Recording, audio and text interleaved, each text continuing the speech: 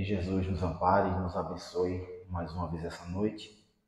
Eu gostaria de agradecer principalmente a todos pela paciência e não é do meu costume não chegar me desculpando, mas eu ainda confundi o horário. Eu acho que é a primeira vez que eu venho com o Bezerra para fazer uma palestra um pouco mais cedo, né? Mudou o horário, então a minha primeira vez então eu confundi. Já era para eu estar aqui então. Peço desculpa pelo atraso, mas vamos lá. Vamos conversar, vamos tentar ainda entrar na sintonia do tema e começar a vibrar de uma forma diferente. O tema proposto para mim hoje foi, no Evangelho segundo o Espiritismo, o capítulo 14. Quem é minha mãe e quem são meus irmãos?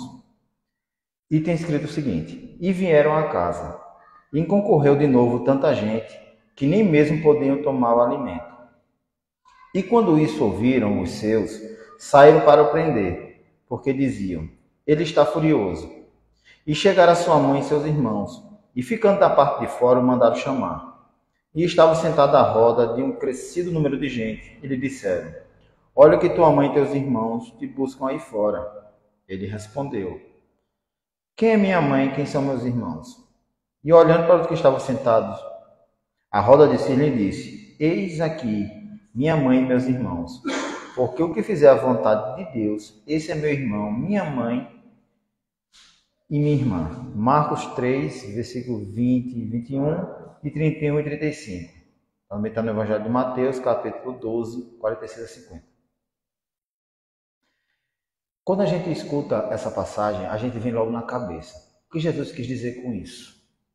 Segundo muitas pessoas, principalmente aqueles que combatiam o cristianismo na época, era uma forma de tentar, mais uma vez, diminuir a grandiosidade de Jesus. Não só na época, como nos dias atuais.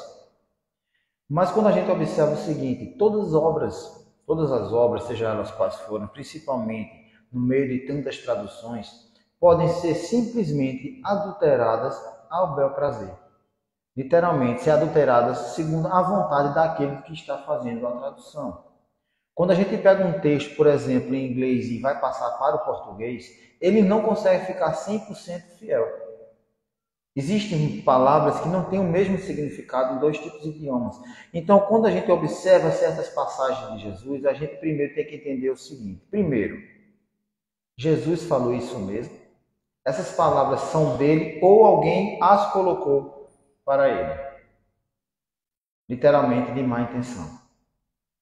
Segundo ponto, se realmente foi Jesus que falou isso, será que nós tínhamos ou temos ainda a capacidade de compreender o seu ensinamento na sua grandiosidade, na sua pureza?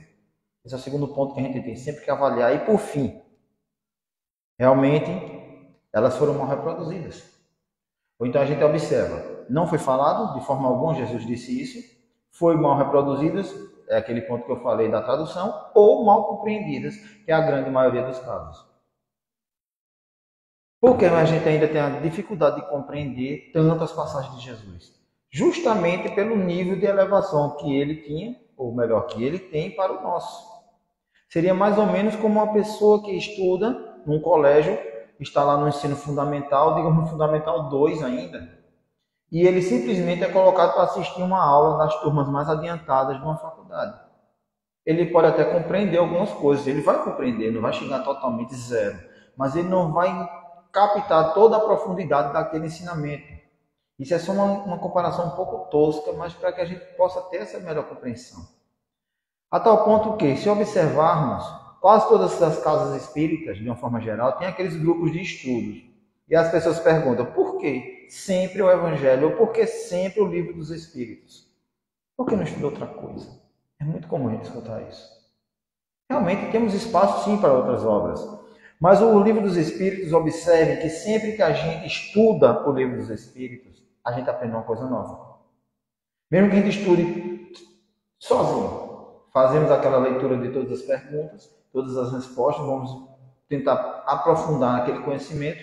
Se a gente fizer daqui a um mês, 2 meses, 1 ano, aquele mesmo estudo, a gente vai compreender algo mais. Isso se chama evoluir. À medida que a gente começa a adquirir conhecimento, a nossa capacidade de compreensão é diferente de um computador, diferente de um celular. o computador físico mesmo, quando a gente adquire um novo conhecimento, o que é que ele faz? Ele começa a travar, começa a encher a memória, a nossa mente é diferente. Quanto mais conhecimento a gente consegue, mais ela abre espaço para novos conhecimentos. É aquela coisa, a gente vai amadurecendo novas áreas para que a gente possa absorver mais conteúdo. Então, com as palavras do Cristo, são da mesma maneira. À medida que a gente vai melhorando, evoluindo, principalmente moralmente, a gente consegue ter uma capacidade um pouco melhor de compreensão dos seus ensinamentos. É só a gente observar isso no nosso dia a dia. Mas vamos lá. Digamos que essas palavras sim foram faladas por Jesus. Vamos tirar aqueles outros 2 pontos. O que significa então? Jesus nesse momento, ele renega sua mãe, ele renega seus irmãos. Seria essa o ensinamento que a gente vai aprender hoje? No momento que ele fala quem é minha mãe, quem são meus irmãos. E se a gente observar na história, no próprio evangelhos falam que os irmãos de Jesus não tinham tanta afinidade assim por ele. Em alguns momentos fala-se até que eles estavam entre aqueles que perseguiam o próprio Jesus. Então assim, já não existia essa afinidade dos irmãos para com ele. A própria mãe de Jesus também não o acompanhou, não o seguiu, ela não era um dos seus discípulos. Isso, as obras feitas por ela, a gente percebe um pouco mais à frente. Mas a ternura que ela tinha por ele era mais uma questão de mãe para filho. E os seus irmãos, pelo contrário, achavam até que ele era louco. Mas o sentimento que eu estou falando aqui vinha dos irmãos para com ele, não deles para com os irmãos. Então a questão volta a ser a mesma. Então, nesse caso, pelo fato dos irmãos não gostarem dele, não acreditarem nas coisas que ele falava, necessariamente ele fazia da mesma maneira, não gostava dos irmãos, então ele os renegou no momento que ele diz: quem são os meus irmãos? Quando a gente pega ao pé da letra, não somos pessoas totalmente voltadas e temos dificuldades ainda na questão da interpretação, quando não temos o conhecimento ainda à nossa disposição, a gente interpreta dessa maneira. Mas no momento que a gente consegue abrir um pouco o nosso campo de visão, principalmente dentro da visão espírita, a gente já observa outros pontos aí muito importantes. Quando ele fala quem são meus irmãos, ele está se referindo a quê? Não somente os irmãos do mundo físico, mas os irmãos dele de uma forma geral, a família espiritual. Então, todos aqueles que comungam do mesmo pensamento, do mesmo conhecimento, das mesmas intenções, são meu pai, minha mãe e meus irmãos. Então, Jesus de forma alguma ia renegar Maria, de forma alguma renegaria a sua família, pelo qual com certeza ele era bastante grato. Mas ele tinha um campo de visão muito maior. O seu amor não era simplesmente voltado único e exclusivamente para aqueles que estavam dentro da sua casa.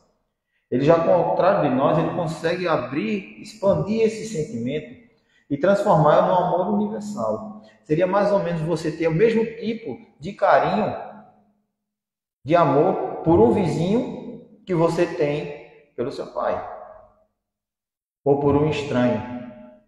Para a gente chega a ser até quase impossível a gente observar uma pessoa que mal conhece e simplesmente dizer eu amo você de uma forma que você não consegue. E nós ainda não temos essa capacidade simplesmente por questões evolutivas. Jesus já era diferente. Então todos aqueles que comungavam da verdade, comungavam do bem, ele os considerava da sua família. Então foi isso que ele falou naquele momento. Então, para que a gente possa compreender um pouco mais esse ensinamento, a gente tem que entender a diferença, principalmente das questões da família que nós temos, a família física e a família espiritual. Os espíritos, de uma forma geral, eles formam as famílias, ao contrário da nossa família de sangue, através dos laços espirituais, da afeição, da sintonia. Aqui nós, muitas vezes, nos casamos, temos nossos filhos e ali constituímos a nossa família. Única e restrita, tudo ali para a gente. Os espíritos têm uma forma diferente. Eles conseguem ampliar essa família. Aí muita gente ainda acha que, então pronto. Quer dizer então que no momento que eu tenho minha família espiritual lá no mundo espiritual, ela está restrita àquele pequeno grupo de espíritos e ela não vai se expandir. Então é melhor ficar um pouco mais na minha, não expandir também meu ciclo de amizades, não procurar me interagir com outras pessoas para que eu não sobrecarregue. Isso é a nossa visão ainda egoísta daqui da Terra. Porque quanto maior for a nossa família aqui na Terra, maior vai ser nossas despesas físicas, materiais, desculpe. Mas no mundo espiritual é justamente o contrário. Quanto maior a família espiritual, é melhor para os espíritos evoluírem. Porque a evolução ela acontece muito mais fácil quando ela vem de forma coletiva. A evolução individual é necessária, mas quando 2, 3, 4, 10, 20 indivíduos evoluem de uma forma única, aquele local evolui junto. Seria mais ou menos nessa casa aqui. Vamos falar, por exemplo, Walter estava aqui nesse momento. Walter já está num grau de elevação superior a todos os outros trabalhadores da casa. E Walter fica lutando para que a casa possa dar passos para frente, ela possa crescer, ela possa modificar-se. E os outros estão lá restritos, ainda amarrados a questões materiais, a questões do passado, e não conseguem seguir. Mas a partir do momento que os outros começarem a pensar semelhante a Walter, a casa também vai evoluir. É necessário para a nossa evolução que todos nós possamos evoluir. E nesse momento é interessante a família espiritual. E é isso que os espíritos fazem. Aqueles que estão um pouco mais retardatários são puxados para poder acompanhar aqueles que estão mais à frente. Então, a obrigação maior de quem é maior, de quem é mais evoluído, é justamente auxiliar aquele que está um pouco mais atrasado. Por isso, muitas vezes, nós fazemos orações, pedimos a intervenção dos bons espíritos. Muitas vezes a gente não faz a oração diretamente voltada a Deus, a Jesus, a gente pede aos bons espíritos, mais ou menos como se estivesse pedindo ao irmão mais velho alguma ajuda. E eles vêm ao nosso socorro, porque eles querem o nosso bem justamente. E eles querem que a gente consiga dar passos para frente. Muitas das vezes, desses espíritos que nos auxiliam são espíritos que fazem parte da nossa família espiritual. E é muito comum, não é necessariamente uma regra, que a gente reencarne basicamente naquele mesmo grupo familiar. Não é sempre, mas acontece com muita frequência. Então, aquele que é pai hoje, amanhã vai ser tataraneto, bisneto, enfim. É muito comum, porque até que a gente consiga realmente eliminar as arestas, é aquela velha máxima que fala, não sairás da terra até pagar outro no ceitil. Então, até a gente eliminar nossas arestas, e as nossas principais arestas são dentro do nosso ser familiar, observe que a maioria dos nossos traumas, quando a gente lembra, quando a gente está mais velho, são justamente dentro do nosso processo familiar. Raramente é com alguém de fora, e quando tem é uma coisa bem menor comparado com os problemas internos. Então, tudo aquilo é justamente para que a gente possa evoluir. E o momento que a gente vai evoluindo é justamente quando a gente consegue não somente modificar nossa forma de agir, principalmente quando a gente começa a perdoar. No momento que a gente começa a perdoar, aquele mal que nos é feito não tem mais efeito sobre nós. Não consegue se repetir sobre cada um. E existe o tipo de reencarnação, né? Aquela reencarnação provacional. Ou seja, somos obrigados a reencarnar com espíritos que nós não temos afinidades. Quantas vezes a gente não já reencarnou do nosso lado, tem aquele nosso irmão, do qual a gente quase não tem afinidade nenhuma. E a gente conhece alguém no colégio, aquele amigo do colégio, aquela amiga do colégio, e ela se torna uma irmã para a gente, na vida. E a gente tem muito mais carinho até por um amigo, por uma amiga, do que o próprio irmão de sangue que a gente tem em casa. É justamente por isso. É a diferença dos laços da família espiritual e da família material. Na família material entra qualquer um, desde que seja necessário. Na família espiritual é necessário que exista a afinidade, a comunhão de pensamentos. Então, por isso Jesus fala isso. Quem são meus pais, quem é minha mãe, quem são meus irmãos? É justamente para que a gente consiga abrir esse nosso horizonte em relação às vidas as que a gente ainda vai ter, as vidas que nós já tivemos, as conquistas espirituais que a gente ainda vai adquirir. Então Jesus nos mostra esse caminho, ele abre todo esse leque. Então, no momento que a gente começa a vislumbrar dessa maneira, a visualizar a vida de uma forma diferente, a gente começa a enxergar que aquele que está do nosso lado, muitas vezes, é colocado ali simplesmente como um espinho para auxiliar no nosso progresso. A partir do momento que a gente vive num mundo de provas e expiações, a gente está logicamente sujeito a passar por provações, por expiações. Então, o momento que a gente passa é justamente nesse sentido. E a grande maioria das vezes são pessoas. Essas pessoas precisam estar ali. Ninguém entra na nossa vida por acaso. Todo mundo que entra na nossa vida por um motivo ou por outro tem uma finalidade. E a finalidade sempre é o crescimento de ambos os lados. Aquele que entrou, que nos atrapalha hoje, é justamente o nosso professor. Ao chegarmos no mundo espiritual, muitas vezes os espíritos, a gente chora, né, principalmente pela perda daqueles entes queridos, que eles partem daqui, e o mesmo acontece do lado contrário. Quando eles estão lá, quando estamos lá, melhor falando, e temos que, meio que obrigatoriamente, voltar para o mundo material, nós abandonamos situações parecidas com as que a gente tem aqui. Nós abandonamos pessoas, nós abandonamos serviços, nós abandonamos lugares, e lugares que a gente tem apego. A grande diferença é que no mundo espiritual é um local muito apropriado, semelhante à Terra, lógico, mas de uma forma um pouco mais leve, para o aprendizado. Então nós somos colocados numa situação onde temos maior capacidade de aprender, de estudar, devido às dificuldades que a gente tem naturalmente aqui na Terra.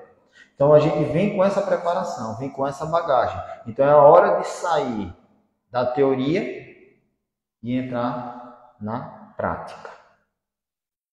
Teoricamente todos nós somos santos.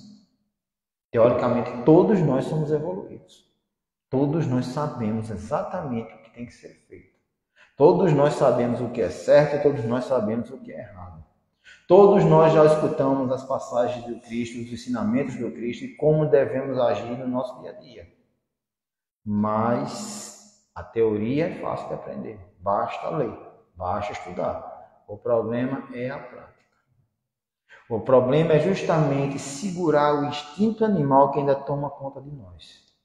No momento em que somos colocados em provação, somos colocados em teste. Nesse instante é onde a prova vem, é nesse instante onde todo o conhecimento que a gente adquiriu tem que ser colocado em prática. Mas pouco a pouco a gente já vem modificando isso. Observe-se a si mesmo e principalmente comecemos a avaliar as nossas melhores, as nossas conquistas. É sempre importante a gente lembrar que não somos perfeitos, mas também não somos desgraçados e miseráveis. Se a gente avaliar a nossa reencarnação hoje, é a melhor de todas que a gente já teve até agora. Está muito aquém ainda do que eu poderia, sim, mas você está bem melhor, garanto, do que muitas outras passadas. Talvez você não tenha coragem de fazer metade das coisas que você já fez. Muitas por falta de oportunidade também. Mas que a pouco a gente vem melhorando. E a gente tem que valorizar essas melhoras. Não achando que somos seres bons e perfeitos, mas pelo menos que somos seres em construção, em aprendizado. E nunca perder aquela oportunidade de expandir esse nosso aprendizado. Nunca perder a oportunidade, inclusive, de trazer novos integrantes para a nossa família espiritual. Diminuir arestas, criando novas afinidades. E Jesus fala mais uma coisa bastante interessante a respeito disso, que ele abre nossas mentes também para algumas coisas, inclusive umas que já ficaram mais no passado. Outras, infelizmente, estão voltando. Estão ficando cada vez mais enraizadas na sociedade. Quando ele fala de quem é meu pai, quem é minha mãe, quem são meus irmãos, quando ele fala da questão da vida espiritual, das famílias espirituais, ele mostra um pouco como nós devemos refletir em relação a algumas doutrinas ainda. A doutrina materialista, por exemplo. Incrivelmente, a doutrina materialista ela está voltando com tudo. Mas é mais ou menos daquele tipo de situação, né? Que eu sou ateu, graças a Deus. Né? Eu não acredito em nada desde que não esteja precisando. No momento do ateu, quando ele vê que está com um câncer, por exemplo, Deus aparece no outro dia. É impressionante, mas está voltando. Então, a doutrina materialista é mais ou menos semelhante à Terra plana. Né? Incrível, mas ela voltou. Terra plana voltou, viu, gente? Mas vamos lá, vamos deixar isso para lá, que isso é tema para outra conversa. A doutrina materialista, ela prega o quê? Temos uma vida, somos criados de forma aleatória, né?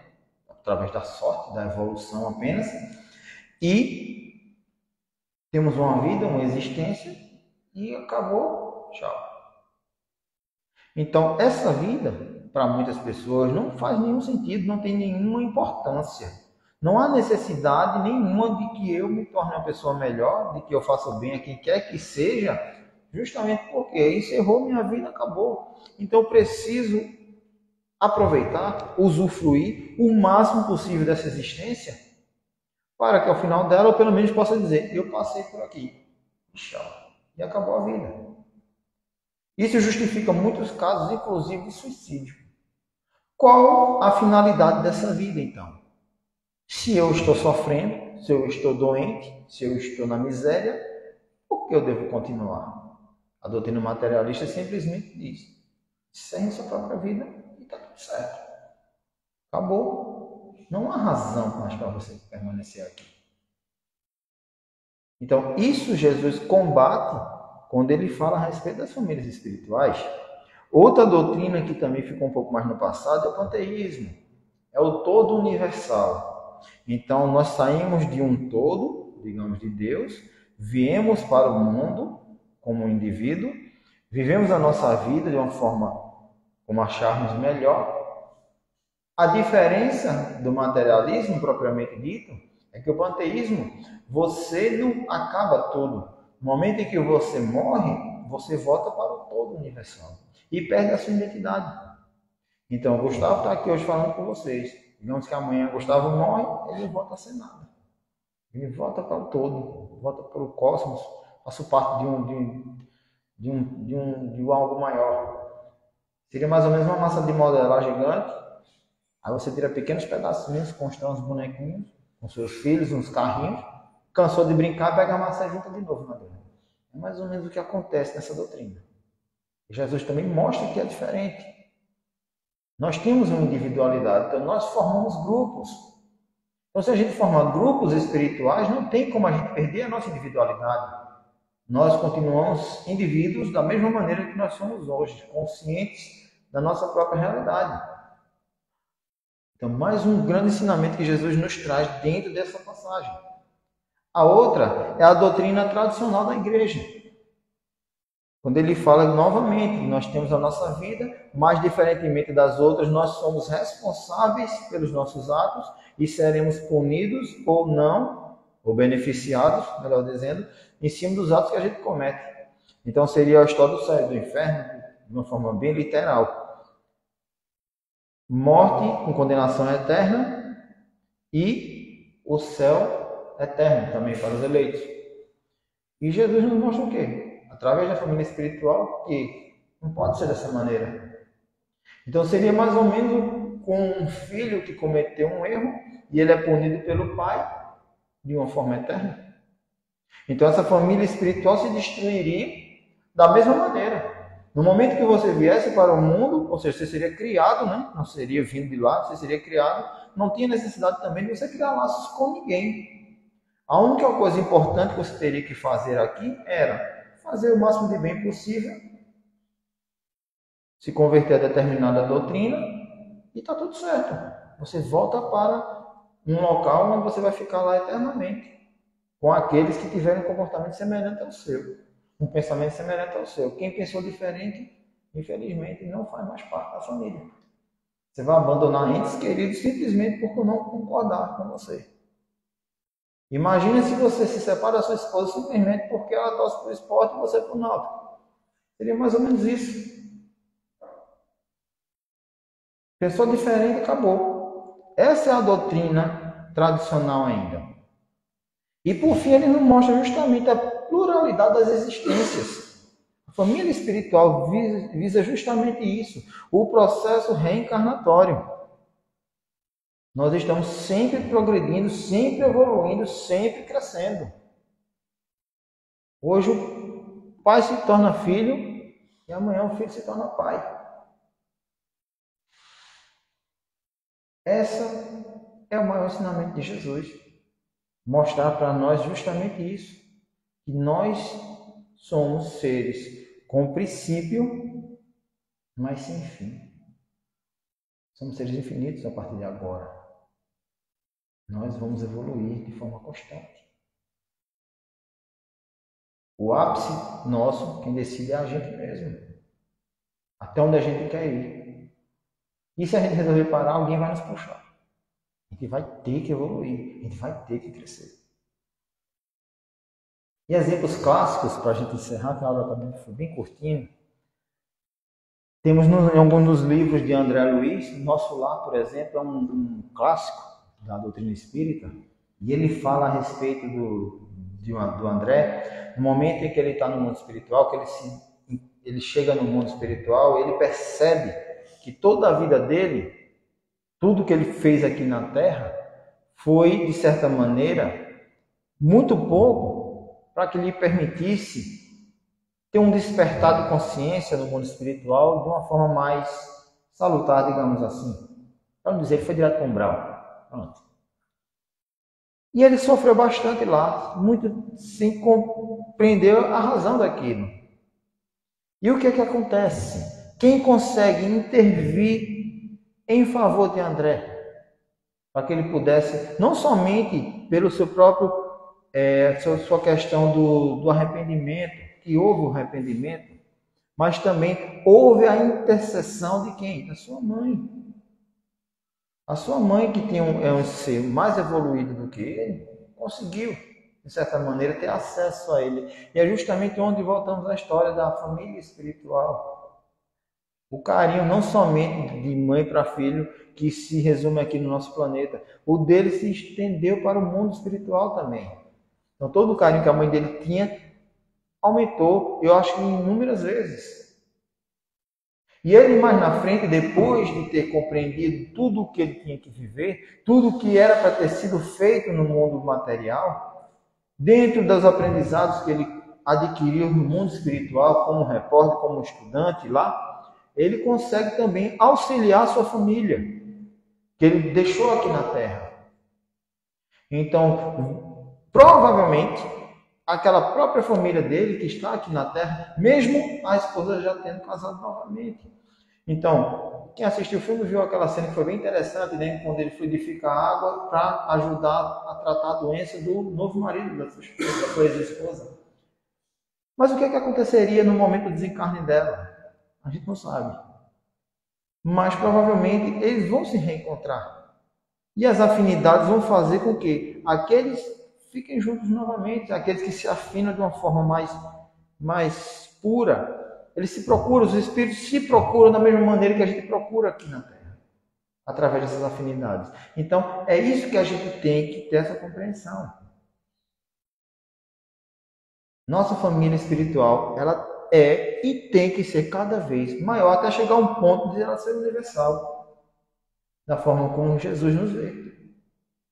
Para Jesus, todos nós fazemos parte da sua família. Para nós ainda não temos essa capacidade, mas com certeza nós chegaremos lá. E só mais um exemplo, também a respeito da questão da vida do mundo espiritual.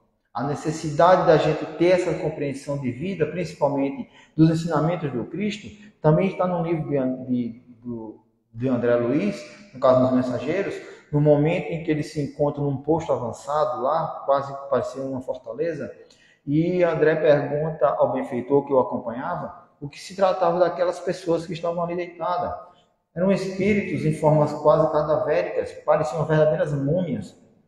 E no momento em que eles conseguiam se conectar mente com aqueles espíritos que estavam ali naquele momento de torpor, eles percebiam grandes pesadelos, dos mais terríveis possíveis. Aqueles espíritos estavam sofrendo de uma forma muito grande. E ele pergunta ao benfeitor qual a razão daquilo, por que eles estavam daquele jeito.